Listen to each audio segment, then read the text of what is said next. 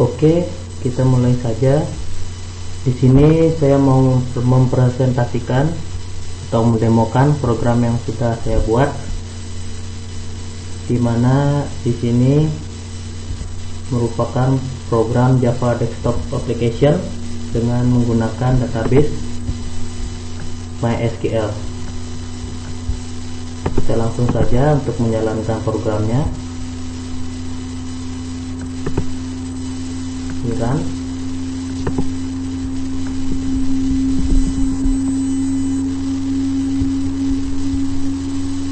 Oke, di sini tampilan awal untuk program yang saya buat merupakan halaman login.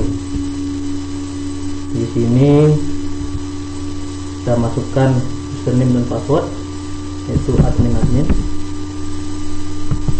username admin dan password admin.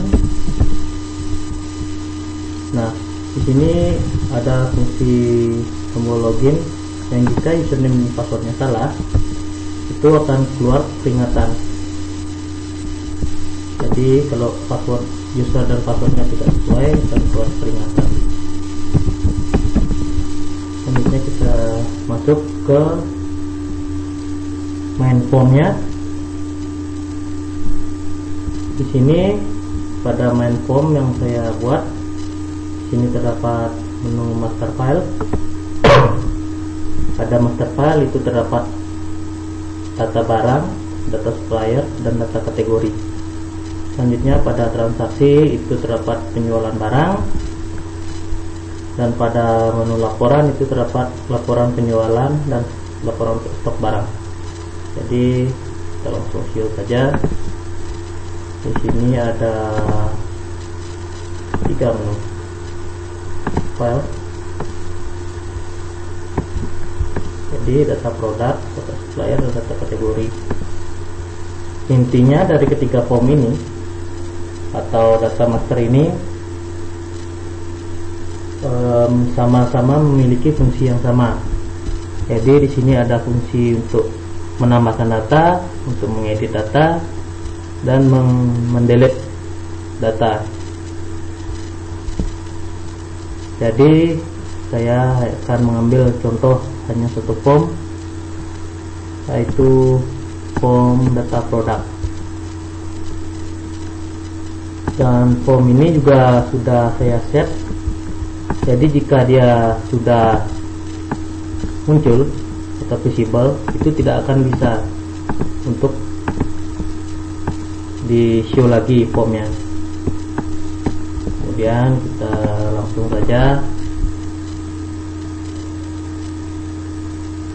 Di sini saya untuk mengimport barang, kita langsung ke tombol add. Selanjutnya kita masukkan ID produk, misalnya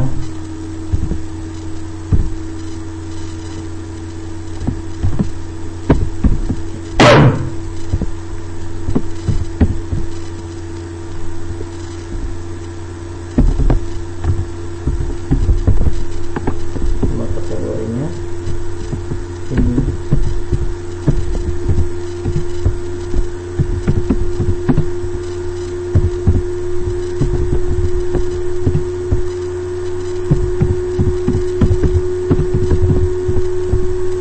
Kemudian kita select kategorinya, kita masuk dalam earphone. Selanjutnya setelah itu Sony, ini kita masukkan harga beli.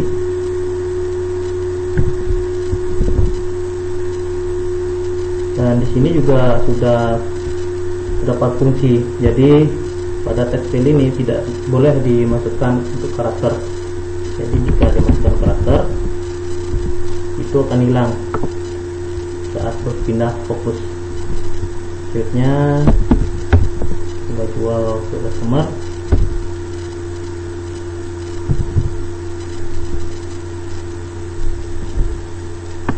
Nah, pada diskon juga tidak bisa diinputkan karakter. Di coba untuk diskon 5%. Pada stok juga tidak bisa diinputkan karakter, kita masukkan stok barang misalnya 6. Selanjutnya kita save. Nah, di sini barangnya sudah masuk. Selanjutnya di sini ada tombol refresh, itu berfungsi sebagai cancel ataupun untuk merefresh dari form ini. Jadi seperti ini. Selanjutnya jika untuk edit itu kita mesti select terlebih dahulu data yang ingin diedit. Contoh yang barusan kita buat saja. Selanjutnya itu diklik tombol edit, misalnya saya ganti juga ini, bisa harganya 150 contoh, jual 150, di stoknya tetap update.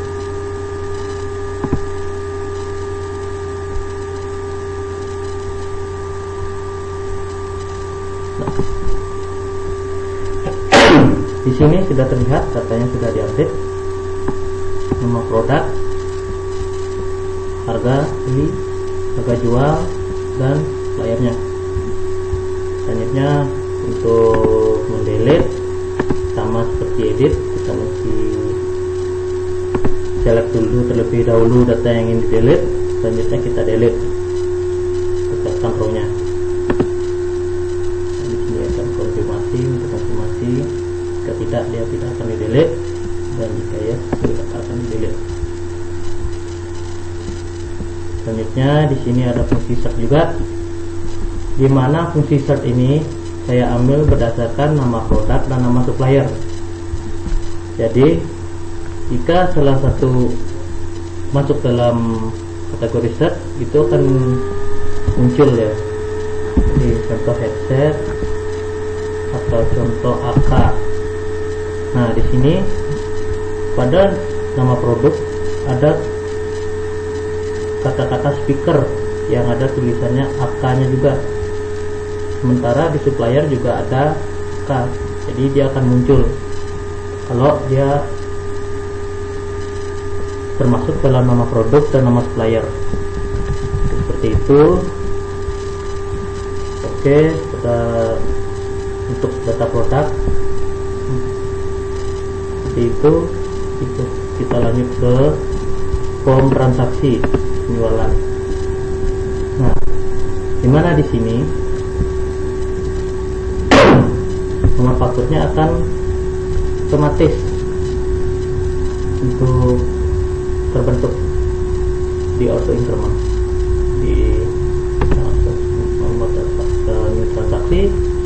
Selanjutnya kita cari barangnya. Ini ada fungsi search juga berdasarkan nomor produk.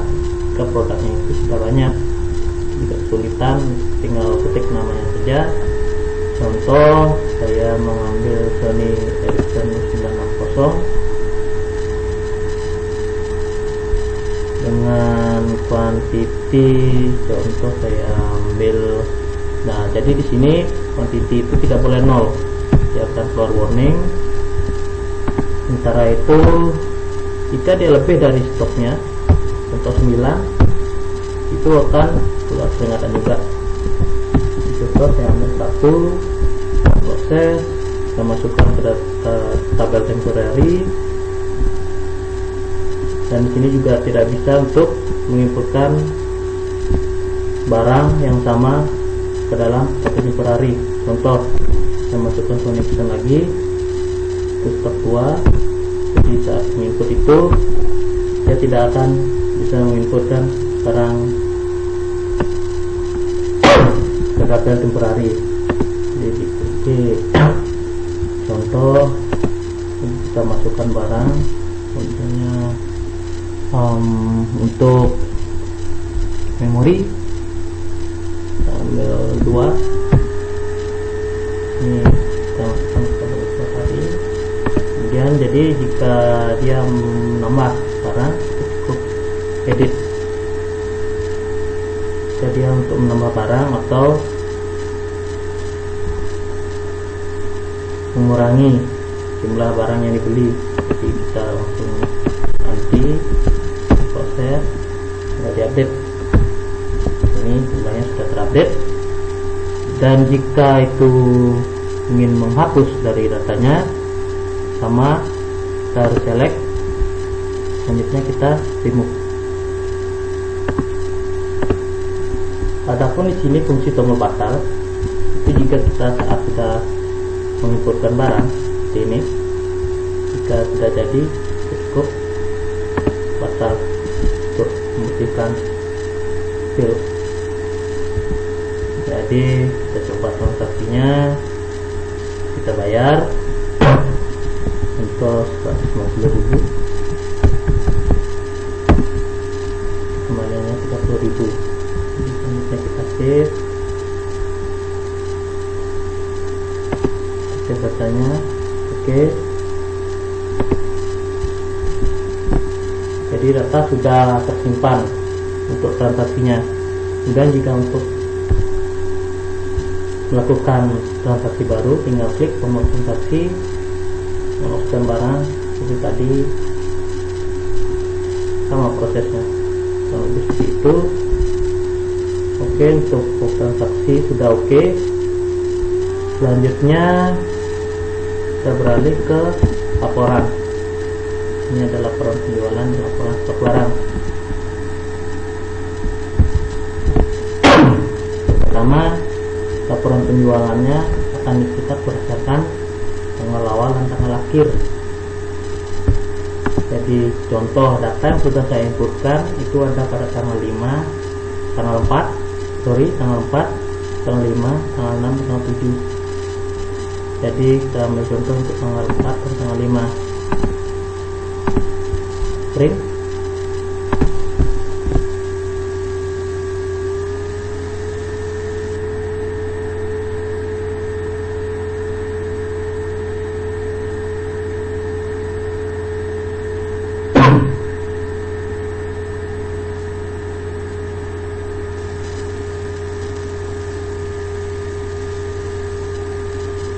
Ini keluar hasilnya.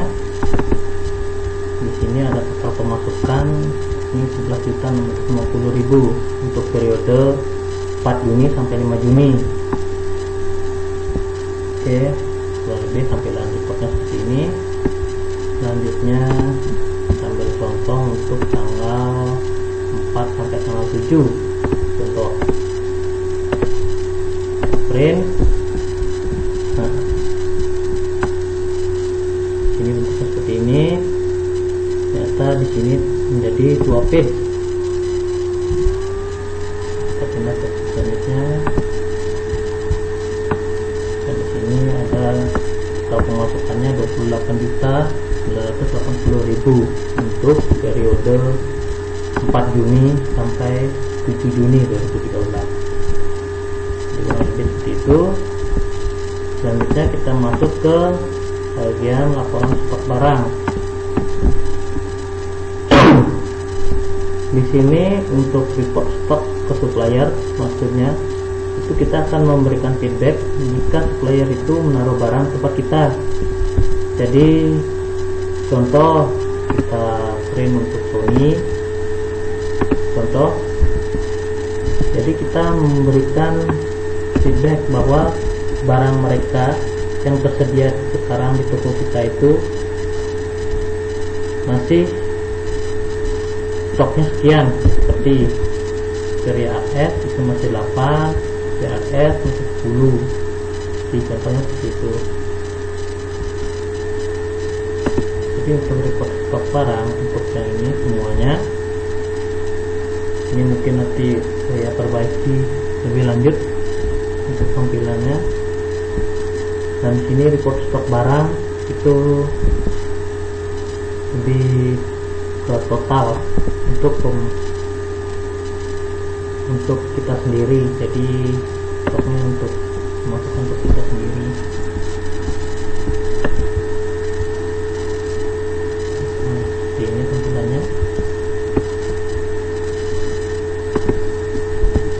Oke, untuk program yang saya demokan seperti itu.